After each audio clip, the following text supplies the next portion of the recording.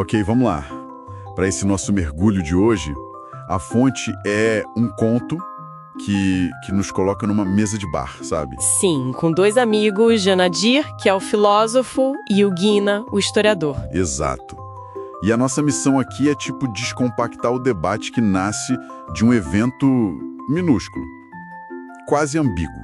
E esse evento minúsculo já define o conflito todo, né? É o choque entre duas formas de ver o mundo. A busca por significado pessoal. Isso, contra a análise mais cética, pragmática da história, da ciência. E tudo começa com uma pergunta que o Janadir faz, né? Sim, ele pergunta: o que você faria se a própria realidade piscasse para você? A realidade piscasse, tá. E o que foi essa piscadela?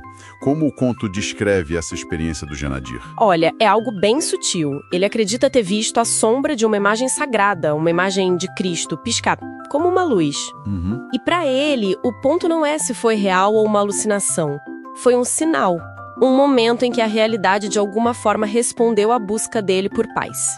Então é uma experiência totalmente interna, um milagre de autocompreensão, como ele chama? Exato. Uma permissão para ele continuar a busca dele. Imagino que o amigo dele, o Guina, o historiador, não tenha comprado essa ideia tão fácil.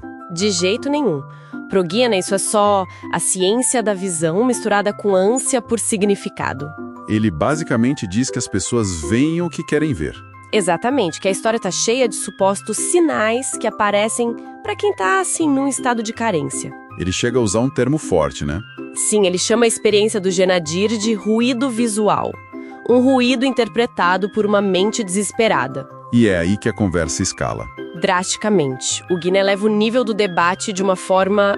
Ele joga o teste de estresse definitivo para a fé do Janadir. Holocausto. Exato. A pergunta dele é direta, cortante. Se um sinal pessoal pode existir para um indivíduo... Onde estava o sinal para os milhões que sofreram aquele horror? Isso. Ele basicamente diz: o Holocausto prova a escala do silêncio de Deus para a história. É o problema do mal em sua forma mais brutal. E como Janadir responde a isso? Ele vai para a defesa clássica do livre-arbítrio. Claro, a ideia de que um mundo onde o mal fosse impedido magicamente não seria um mundo de seres morais, e sim de autômatos.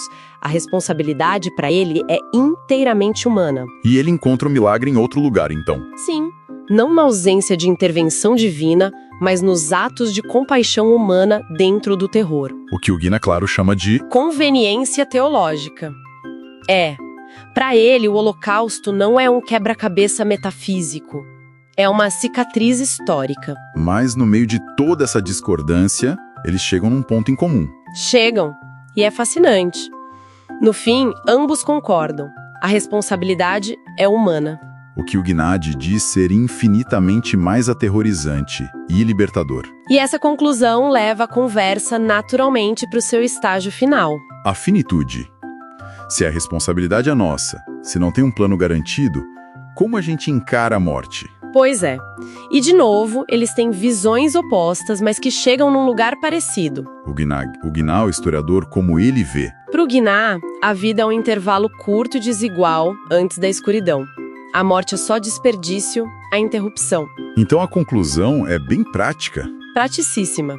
Viver o presente ao máximo, porque é só o que a gente tem, ponto. É o carpe diem que nasce do pessimismo de certa forma. E o Janadir, o filósofo... O Janadir inverte totalmente a lógica. Para ele, a morte é a condição para a aventura. Como assim? É o fato de a vida ser finita que dá valor e urgência a ela. A frase dele é ótima. Qual? Ele diz que é a sombra da morte que ilumina o presente. Que ironia bonita. Um por medo do nada, o outro por valorizar a escassez. E os dois chegam na mesma conclusão. A urgência de viver, de amar, de realizar. Agora. É uma jornada impressionante. Sim, vai de uma piscadela de luz numa sombra até um brinde à responsabilidade humana diante da finitude. Mostra como as menores percepções podem levar às maiores questões, né? E no fim do conto, eles concordam em voltar para o mundo das realizações urgentes, o que deixa para mim uma reflexão final no ar.